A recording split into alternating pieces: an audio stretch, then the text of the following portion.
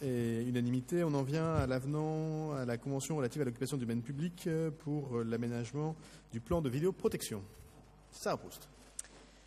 Tout à fait. Donc, il s'agit là d'une délibération qui sera essentiellement examinée lors du Conseil de Paris. C'est un avenant effectivement à la convention de 2009 qui fixe le plan de vidéoprotection de Paris, qui propose d'ajouter 165 caméras à Paris, donc 14 dans le 18e arrondissement. Alors les objectifs de cet avenant en réalité sont assez concordants avec évidemment le plan initial.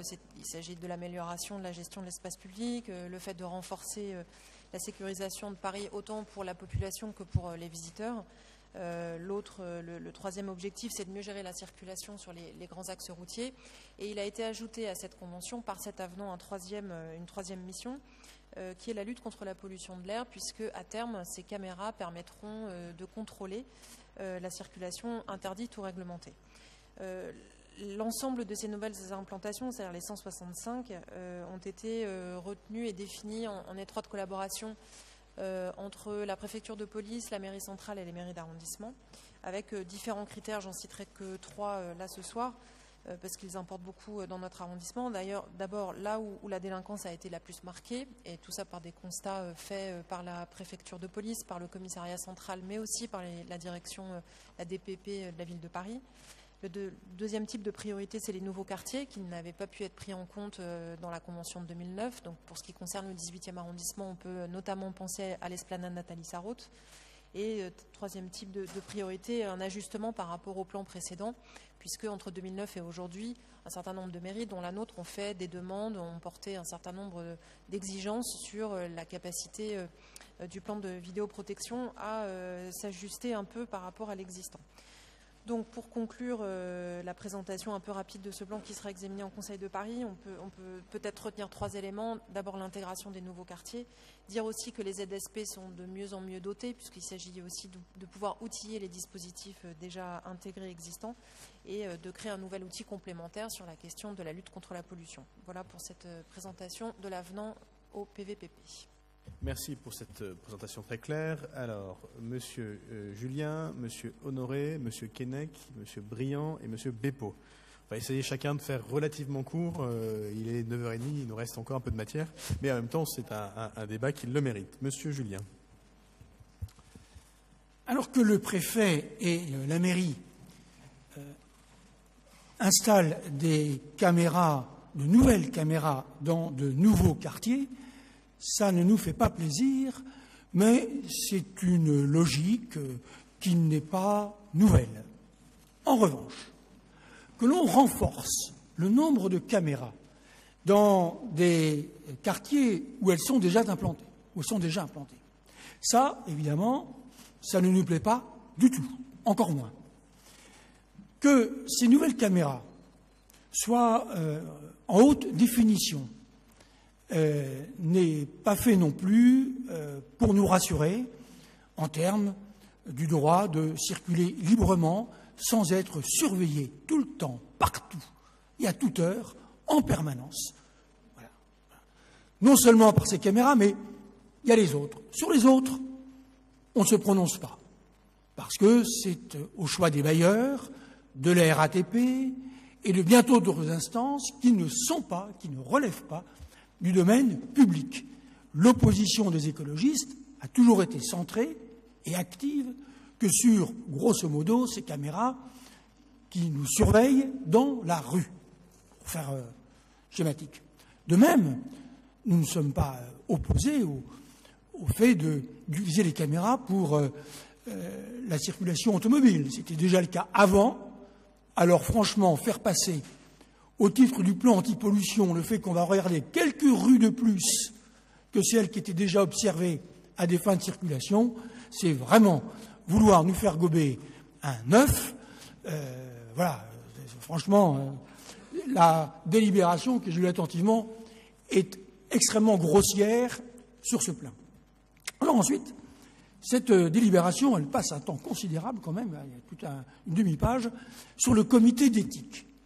Alors, moi, j'ai lu tous les rapports du comité d'éthique et j'ai demandé à Colombe-Brossel, et je l'en remercie, de le rencontrer dans le cadre de la 3e commission d'hôtel de vie. C'était la semaine dernière.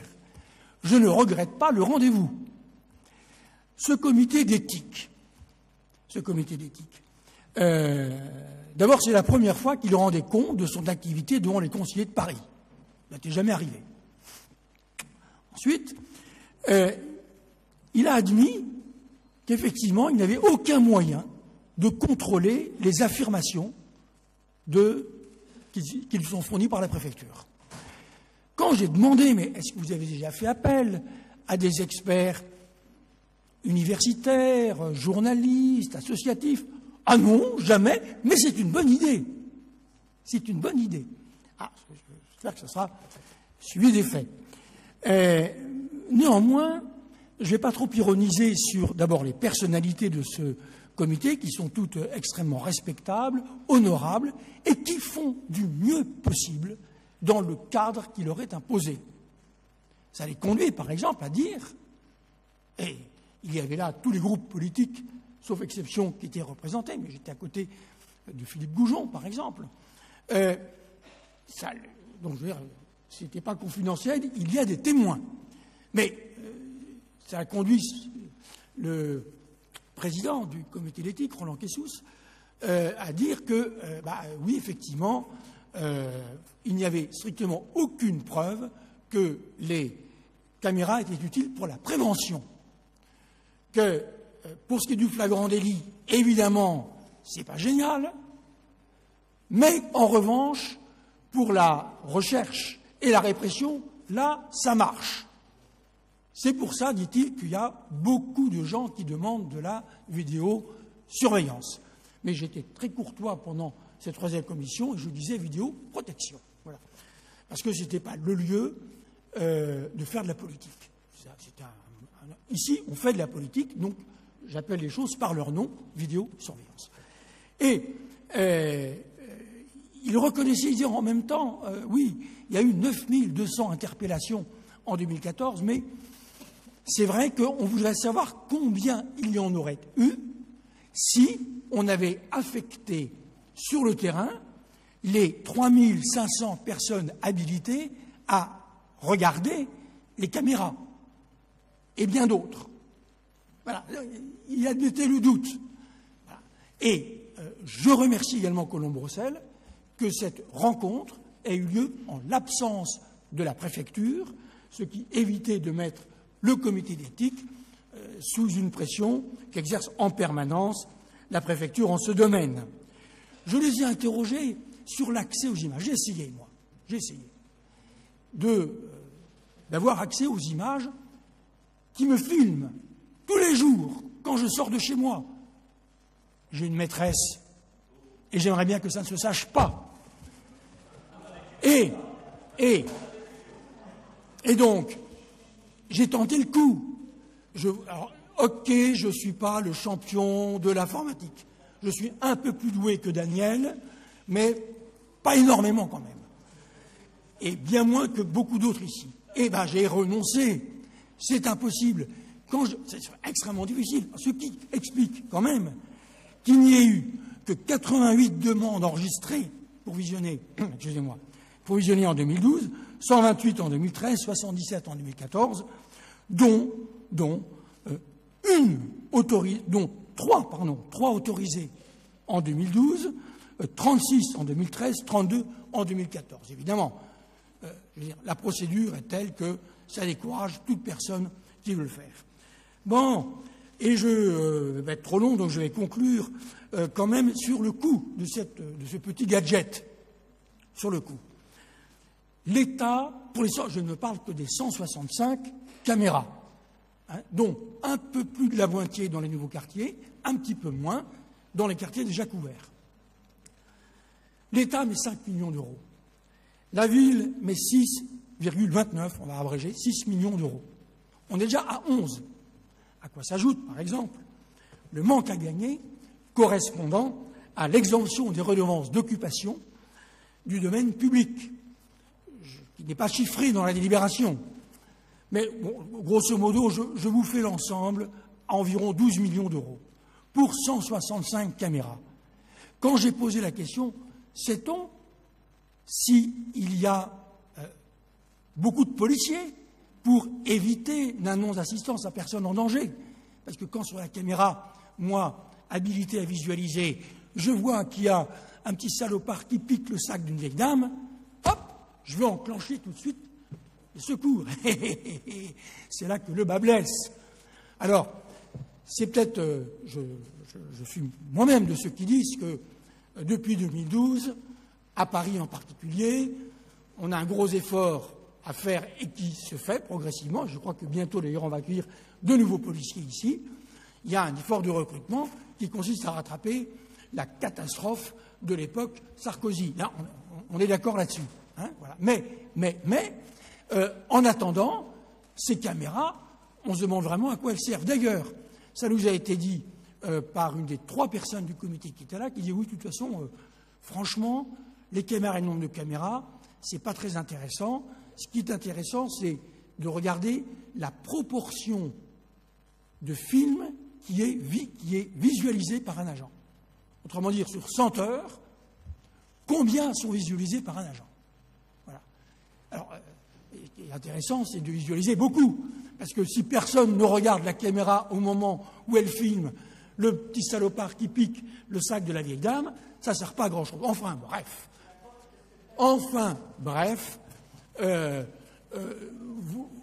On n'a pas avancé d'un schmilblick.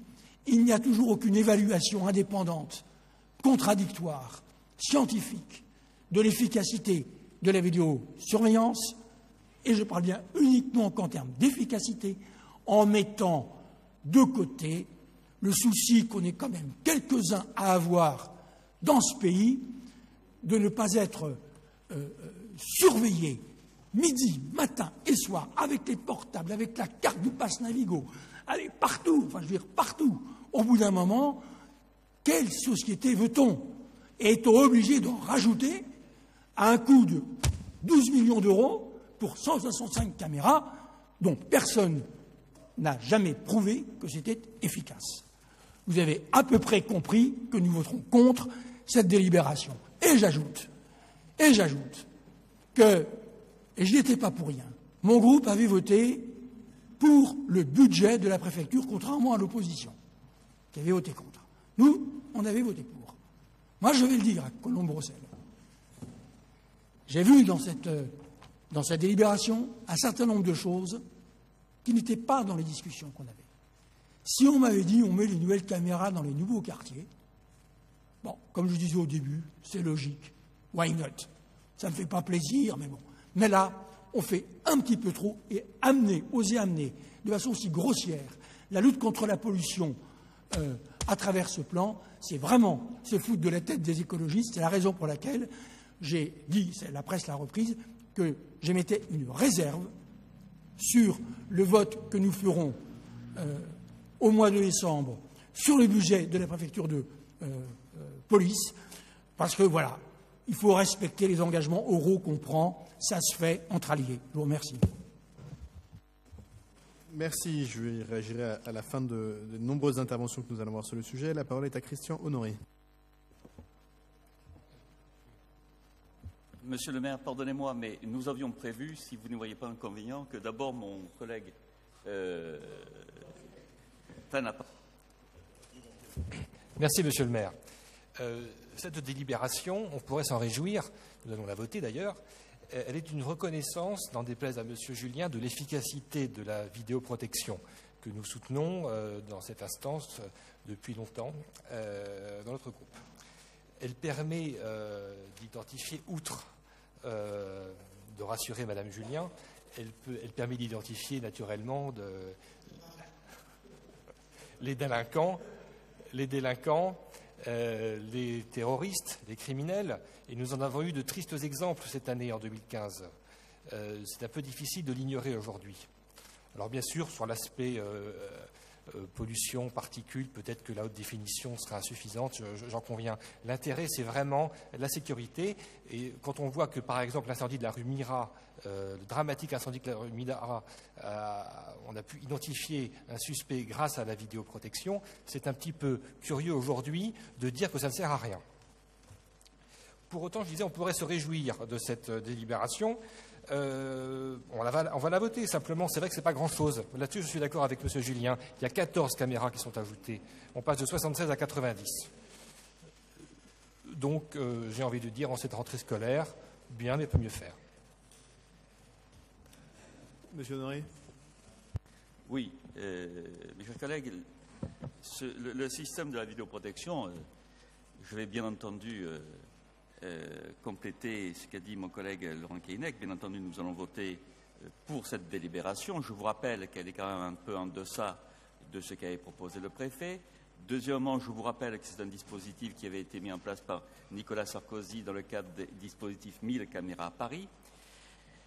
La vidéoprotection sert à protéger. Mon collègue vient de parler de ce malheureux drame de la rue Mira, mais les caméras de vidéoprotection, telles que nous le concevons, n'est pas pour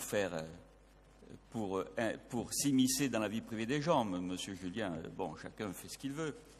Mais par exemple, lorsque pendant des mois et des mois, j'ai demandé à ce que la vidéoprotection soit appliquée aux résidences de logements sociaux, on s'est moqué de moi. On s'est moqué de moi et M. Nerneuf, n'est-ce pas, se rappelle des bons moments où on m'a vilipendé, on m'a dit que ce que je proposais était inepte, et puis on s'est aperçu que de nombreuses personnes dans les logements sociaux le demandaient et que c'était utile, et j'en veux pour preuve que quelques résidences, par exemple au 130 rue des Poissonniers, où enfin on se décide de mettre des caméras de vidéoprotection, sauf qu'on les met dans les parkings, c'est bien, sauf que les personnes nous appellent avec Pierre Bournazel en disant « mais nous, ce que nous aimerions, c'est que ça soit développé pour nous protéger. » Pour nous protéger. Il ne faut pas être timide, il ne faut pas faire, comment je pourrais dire, de l'idéologie là-dessus. Nous en avons besoin. Et je vous signale que vous passez sous silence un des textes qu'il y a dans la délibération et qui parle en effet de la pollution, mais qui parle aussi de la lutte contre le terrorisme. Appelons les choses comme elles sont. Donc, je vous rappelle ce que nous avions dit pendant des mois, que vous nous aviez retoqué chaque vœu, que nous avons bataillé pour savoir le nombre de résidences qui sont dotées de vidéoprotection. Je vous rappelle que c'est absolument nécessaire. Absolument nécessaire. Nous allons voter donc cette délibération et je vous informe que je reviendrai vers vous pour vous parler d'étendre le dispositif là où c'est nécessaire, bien entendu, chez les personnes les plus fragiles, là où elles ont le plus besoin de sécurité. Voilà, mes chers collègues. Merci. Oui, encore une fois, on parle d'absolue nécessité de multiplier des caméras, mais dans les faits, aucune preuve n'est faite. Pourtant, il y a toute l'industrie de la surveillance et tout qui rapporte millions et millions, qui investit sur toute une série d'études et de fabrication d'études, mais dans les faits, il n'y a pas de preuve qu'en multipliant les caméras, on arrive à empêcher et à mieux protéger. Parce que, on parlait tu reviens sur vidéosurveillance, je partage, mais appelons un chat, appelons-les par ce qu'elles sont, c'est-à-dire parlons de vidéo-élucidation, c'est-à-dire qui cherche, mais pas qui protège. On a parlé de l'exemple de la rue Mira, elle va protéger les gens, la preuve, vu ce qui s'est passé. Non mais je veux dire, on peut toujours dire, la réalité fait que les caméras n'ont pas empêché le drame qui s'est passé, c'est ça. C'est ça. Et d'ailleurs, entre parenthèses, sur les choix qu'on fait, parce qu'il y a de l'argent public. Mais non, mais réfléchissez. Mais non, mais justement, on parlait de. Si Monsieur Honoré disait, ne faisons pas d'idéologie là-dessus. Ben alors, regardons les faits tels qu'ils sont.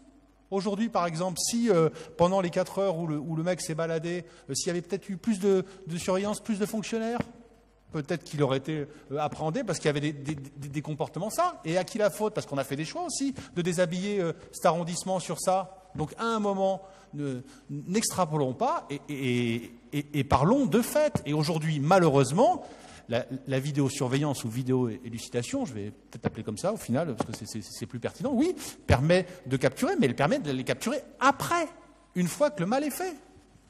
Et oui, mais non, mais à un moment, il faut se dire les choses telles qu'elles sont. Mais oui, mais une fois que le mal est fait, c'est bien bon, mais ensuite, voilà. Ensuite, malheureusement, on a ce problème-là. Et on le sait bien en plus que... on le sait qu'aujourd'hui, ce n'est pas une solution parfaite, parce que les exemples, il n'y a pas qu'à Paris où on voit bien les difficultés et les limites qu'ont ce dispositif. Partout où elle est testée, au final, elle ne règle pas les problèmes de sécurité. Disons-le, ne cherchons pas à ouvrir. Alors c'est vrai qu'à un moment, on peut dire « je vous mets une caméra ». Mais il y a des gens qui me racontaient qu'il y avait des caméras, mais par exemple, leur vélo avait été braqué. Parce qu'au final, les gens, qu'est-ce qu'ils font? Ils mettent un truc, ils mettent une cagoule, ils mettent un machin, et puis voilà, et puis on est coincé. Parce qu'il n'y a pas de solution comme ça qui va régler comme par magie et qui réglera tous les problèmes. Non, c'est une multiplicité. Il faut, à mon avis, plus de passages, plus de fonctionnaires. Enfin bon, c'est un ensemble de dispositifs. Mais arrêtons de penser et de faire croire aux gens, de façon abusive, qu'en multipliant les caméras, on va arriver à régler une situation. Non, on ne va pas régler une situation, on va dépenser de l'argent pour, au fait, des résultats dont on ne sait pas, parce qu'au final, on ne sait pas. Au final, on ne sait pas si vraiment... ça porte ses fruits, cet effort qui est là. Donc d'une certaine manière, je pense, mais bon, nous cohérents au premier vote que nous avons fait, évidemment, nous continuons à voter contre. Et nous pensons que à gauche, ça serait bien qu'une partie de la gauche fasse un peu mieux en termes de respect de liberté individuelle. Je pense que toute la gauche, dans son ensemble, s'en porterait un peu mieux. Félix Béppo a la parole. Pierre-Yves Bournazel l'a demandé pour un très court instant, donc je vais bien sûr lui accorder, et puis je dirai un petit mot. Félix Béppo. Oui, merci Monsieur le maire, et sans idéologie aucune, je voudrais me féliciter de cette délibération. Parce que c'est la continuité de la politique municipale qui est menée depuis 2001. Et dans le 18e, on a un certain nombre de sujets qui préoccupent les habitants, qui sont dans les zones de sécurité prioritaire, les ZSP. Nous avons de graves difficultés sur la gestion de l'espace public. Et puis, ici même, nous avons discuté de ces habitudes de vandalisation des stations Vélib. Et effectivement, je suis d'accord avec Gérald Debriand pour dire que de temps en temps, il faudrait parler de vidéo-élucidation. Il se trouve, et dans le domaine des transports que je connais particulièrement, la vidéoprotection permet d'élucider énormément de choses.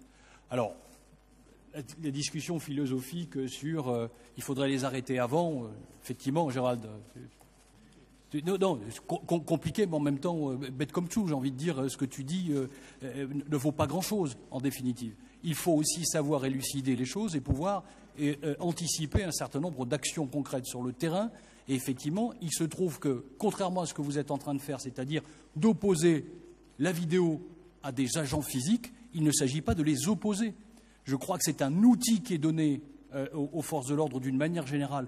C'est un outil qui est donné à la ville d'une autre façon, notamment sur les questions de circulation. Alors Pascal Julien jette ça aux orties. Je pense qu'effectivement, tout le monde sait que les vidéos servent aussi, sur des plans de circulation, à apprécier les flux et apprécier la canalisation des questions de circulation, notamment les jours de pollution. Donc moi, je me félicite de cette délibération. Je pense que l'argument de la pollution n'était pas là pour convaincre les écologistes. Je crois qu'on ne vous convaincra pas sur, je ne vais même pas dire les bienfaits, mais l'utilité que peut représenter effectivement la vidéoprotection.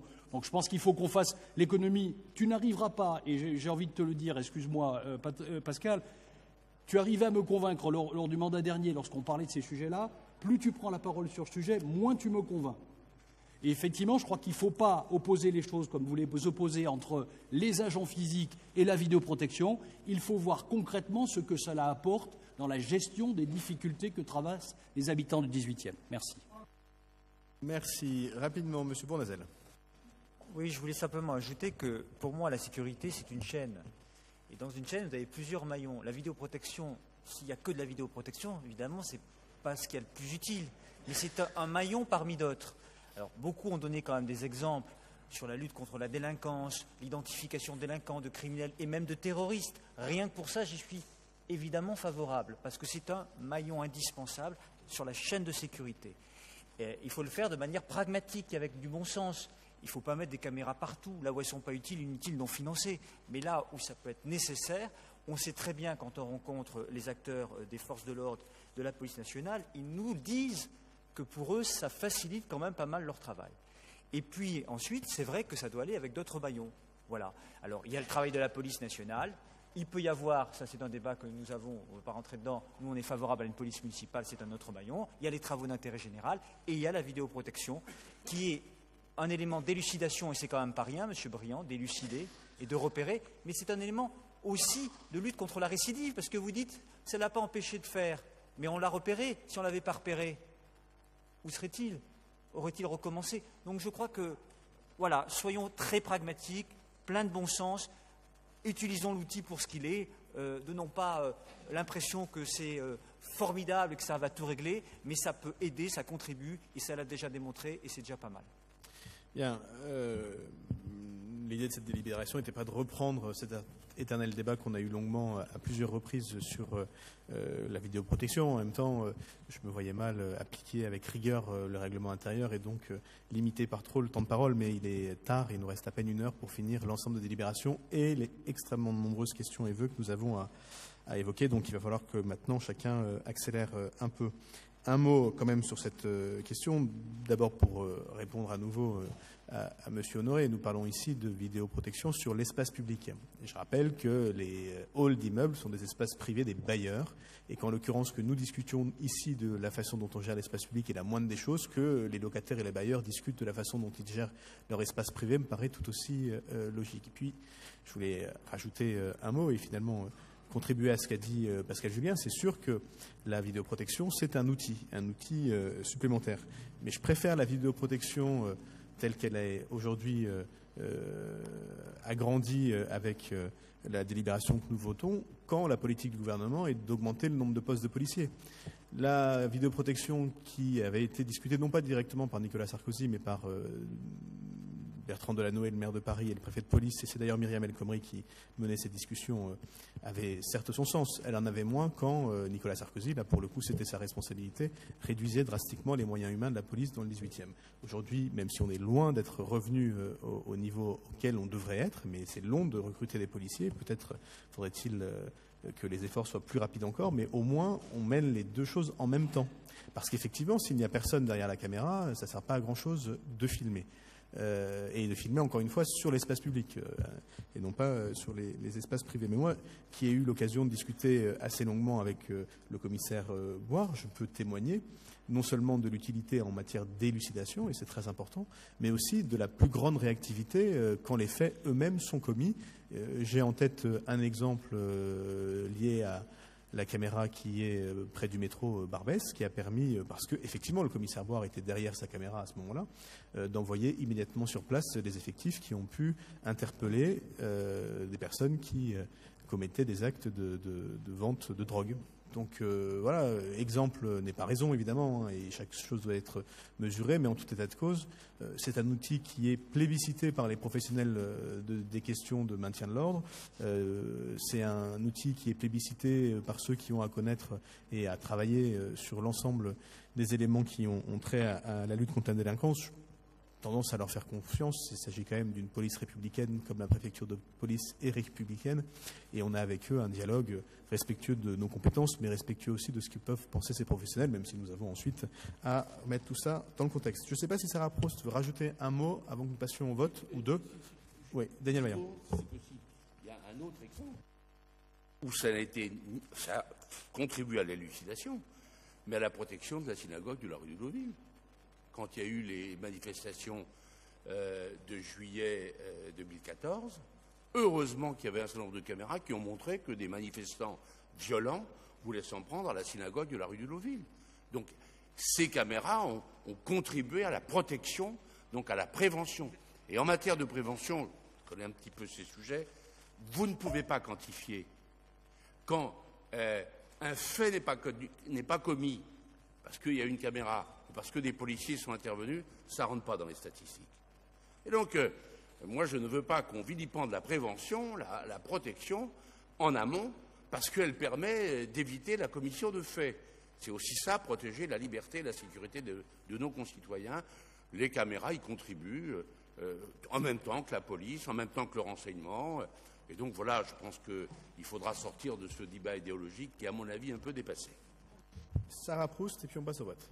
Oui, plus qu'un mot. Merci, monsieur le maire. D'abord, je crois que c'est un débat sur lequel, au fond, on peut quand même avoir un avis mesuré, parce qu'il me semble que ni la délibération, ni ceux qui la soutiennent considèrent que le système PVPP règle tous les problèmes comme il ne règle aucun problème. Je pense qu'on peut être un peu plus mesuré, ne serait-ce qu'en considérant que ces caméras permettent 3 choses. D'abord, effectivement, l'envoi d'effectifs, parce que pour avoir eu la chance d'assister au travail des agents qui sont derrière les caméras, enfin qui sont devant les caméras, effectivement, ils s'en servent aussi comme un outil de mobilisation et de mobilité, en tout cas, de leurs équipes. Effectivement, les enquêtes, mais aussi, c'est pour ça que c'était important de les mettre dans des nouveaux quartiers, d'assurer un maillage cohérent sur l'ensemble du territoire, sur l'ensemble du 18e. Dernier élément.